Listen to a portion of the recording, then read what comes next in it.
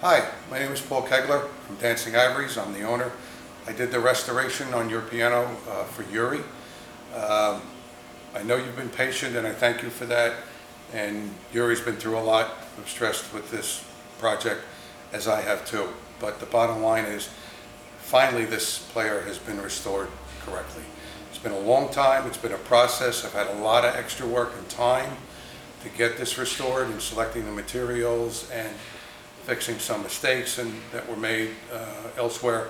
So I'm going to walk you through some things that I did on the piano. Some of it is normal and some of it wasn't normal.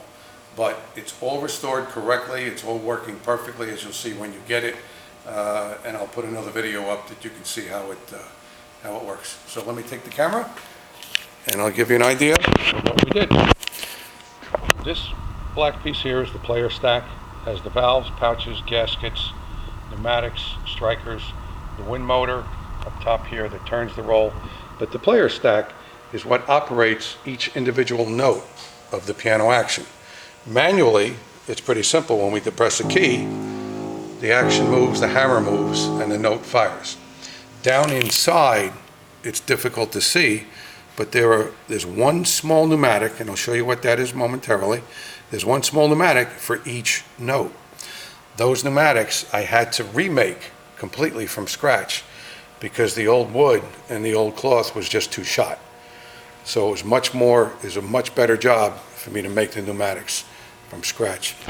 This is the wind motor, turns the paper roll, all new cloth on it, all new tubing down here. I don't know if you saw, I don't know the story, but all new player tubing to specially made nipples that took the place of the lead tubing that originally came with this piano from the factory. This is a Pratt & Reed pneumatic action player and a Gordon piano, you know that, from 1919. So the special nipples were made to take the place of that lead tubing. So that's all done correctly. This was all schmutzed with silicone adhesive, and it was a nightmare to get that all off so I could reseal that board where those nipples went into and put the right nipples in and seal it up, vacuum tight, and put all the new tubing in. All new leather, like this leather washer in here, all handmade by the way. This is the securing bolt that secures the stack into the piano. So there's a new leather washer, double leather washer under here to create a vacuum seal. It's difficult to see, but here's a new leather gasket in the bleed board, which is what this board is, and you'll see that on the bench, the old one. I'll show you that. All new leather nuts where needed. Had to fabricate a new bracket to support the player stack into the structure of the piano.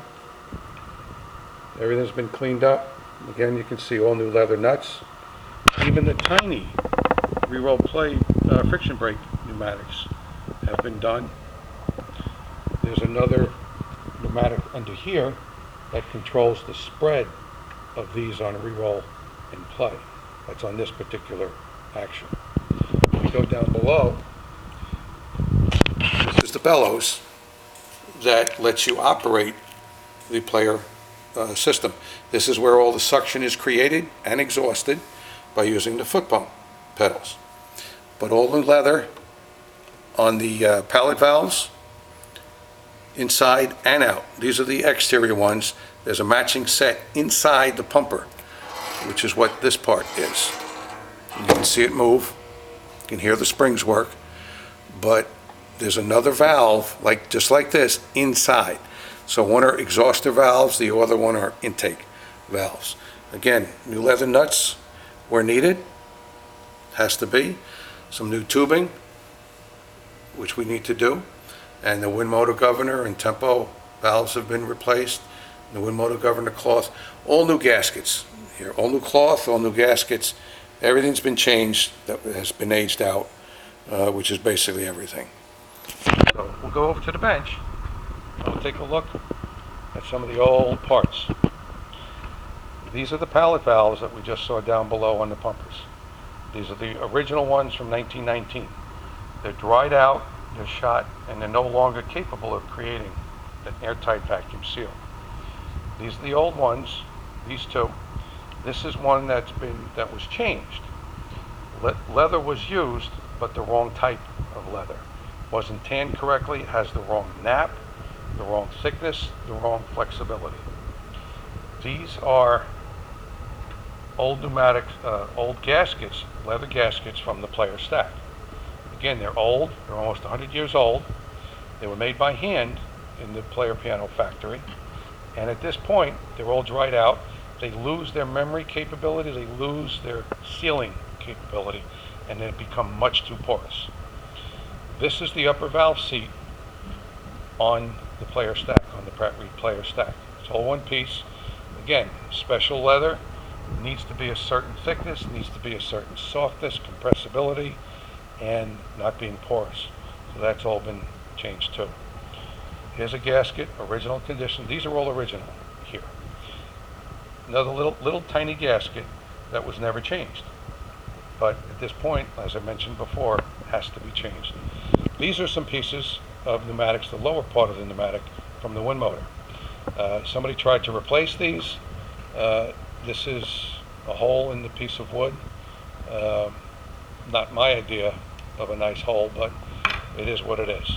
Not looking to beat anybody up, but as a player piano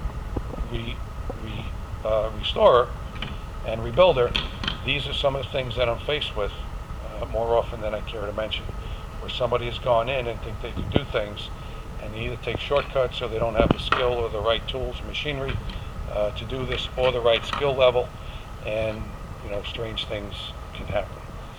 These are new leather gaskets, I guess, if you will, that were put in an attempt to fix a more serious problem. So all this poor leather came out, and the right leather has been put in, so it should last many, many, many years. Another key point I want to bring your attention to are the stack pneumatics. This is 1/2 of a pneumatic. It's maybe about 4 inches long, almost an inch wide, by very thin wood. This was covered by somebody in the past, and the wrong cloth was used. Much too thick, much too stiff. And not only that, when they recovered it, they did not remove, see that black strip to the left of my thumb? That black strip is the old pneumatic cloth with the old glue still on. The old glue back in the days was hot hide glue, which is what I use a lot, but on newer materials I have to use more modern adhesives, which is fine. But these were never covered right. So it was much more advantageous to me and to you for me to make all new pneumatics. And here's the wood. These are some leftover pneumatic pieces that I made that you can see. The X's were rejects. I made extra because I know I have rejects to start with. But you can see the detail. The right size hole has to be in the right place on the length and width of the pneumatic piece. And also the thickness of the piece is critical, because if you change a dimension on anything without knowing it, you change something else, and that causes another problem. The X means there's a defect here. In this case, there was a knot here. That knot is porous, and it would not give me an airtight seal. So that's a reject, and it either goes in the burn pile or just for who knows what. But you can see the detail. This is the lower part of the pneumatic. Again, the X is a reject. There are, let's see if I can find one of these that I have it. Yes. This line tells me this is the back of the pneumatic. The back is different from the front in that, hopefully we can see it here. You can see the little angles that I put into the back edge. Right in this corner, you'll see a chamfer. And that chamfer is needed, and that chamfer only goes up maybe 2 inches or less. But that chamfer is needed for when the pneumatic collapses, because there's another piece on top of here that goes like that. This is the bottom part. And pneumatic sits like that, and cloth is wrapped all the way around the perimeter of the pneumatic. So when the pneumatic collapses in the area of the hinge, which is where this end is, that cloth needs to go somewhere. If it doesn't have a place to go, it will create a stiff, slow operating pneumatic, if it works at all. So that when that cloth folds inward from the suction or from the air pressure, that pneumatic cloth has to go somewhere.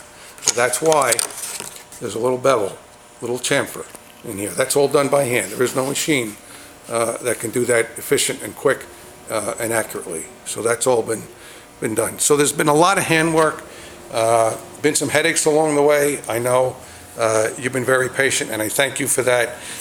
But I also give a shout out to Yuri, because he really did the right thing. I know we got into a little bit of trouble on this, and I helped him out. He came to me, and I helped him out, and I did the right thing, which is the only way that I can, that I do things. So hopefully you'll be happy with the piano. There's another video I'll send you a link to on YouTube that gives you directions how to use the piano. But again, thank you for the patience. If any question, you can reach out to me or Yuri and can get in touch with me. And I hope you're happy with your new old player piano. Thank you.